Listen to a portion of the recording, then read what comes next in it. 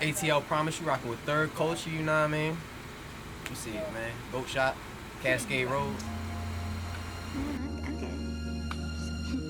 I'm good. Go back to sleep. You got the light? Thank you. I'm good. I'm good. Go back to sleep.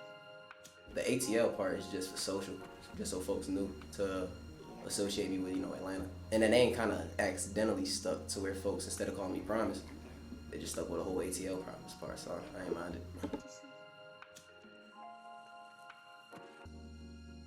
I kind of wanted to just get my hands on being a part of that process, listening to it so much. Growing up, the music that be in video games and sports and everything around it, I kind of just wanted to play my hand in it. But Comcast had this deal where they either was giving you a Wii or like some small little laptop. So we got the little laptop.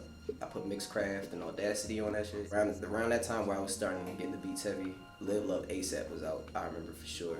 More About Nothing, I was listening to heavy. But yeah, big inspiration definitely was my man's David when I lived in Philly. I found an iPod skating just randomly enough, and he put like mad music on it. Like I asked him to put like a couple albums, and he just put his whole iTunes. It had a little bit of everything. It had like rock, progressive rock, screamo, different types of hip hop that I wasn't listening to yet.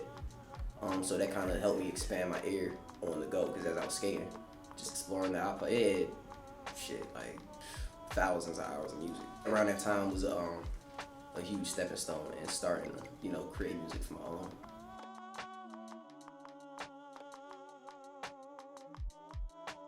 That started with skateboarding, just being off the block. Anytime I could leave the block, it gave out an opportunity for my little brothers to leave the block. So I had them starting off skateboarding. Him and my youngest brother Daryl, when we was in Philadelphia, I say around like 2010, 2011. All day we wasn't skating. I was just teaching Darko how to edit videos all day for skateboarding at least. As soon as we moved down here, I got bigger on production. So naturally, I'm teaching him how to produce, and for some years, mostly he was just producing for artists and trying to establish his sound. And something made him pick back up the camera and just translate that in from skating to music videos, I had old cameras that I let him use, showing him little programs that he might be able to use, and naturally he just fed on it to teach himself every day and build his own clientele to where he is now. He's bubbling, so it's real dope to see. That started from an old classmate that I had in Lovejoy. He was at FSU at the time, and he randomly just called me. But he was like, he wants to get into music, so I think I sent him a beat that day. And he had a proposal, actually. He was like, I could pay you your fare, but I got these season of this like summer pass to Six Flags. So I'm like, why not? You know what I mean? Like, I sell beats all day anyway. Let me just get this little summer pass joint. I don't think he did anything with the beat. And I didn't do nothing with the summer pass. I gave that to Darko. He just had Six Flags all day till he got banned for using somebody else's pass.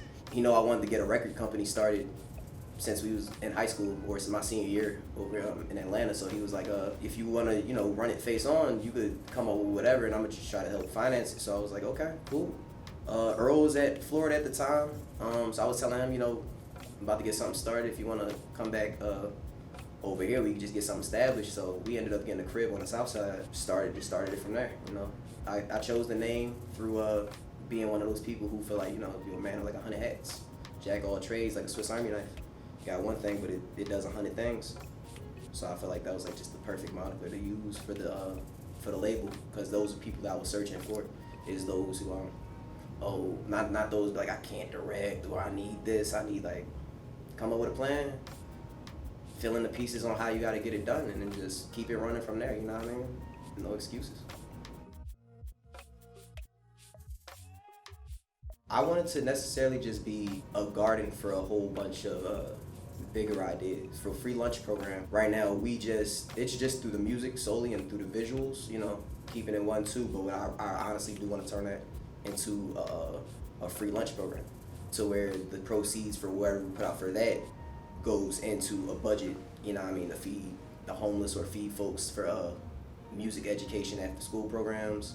We're teaching at libraries for music, and just always having a free lunch program source right there. Why not have it through us?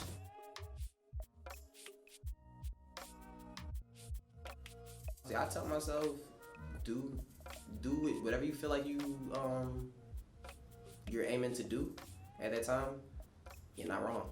You know what I mean? Because when I was like 14, 15, I wanted to have a radio station. I knew that if I just plan something and just stick to it, things will manifest. You know what I mean? Before I had to see a reference of that beyond just my parents providing from where they came from to now, which had nothing to do with anything creative wise, but it's just if you stick to it and you're consistent, things will get done.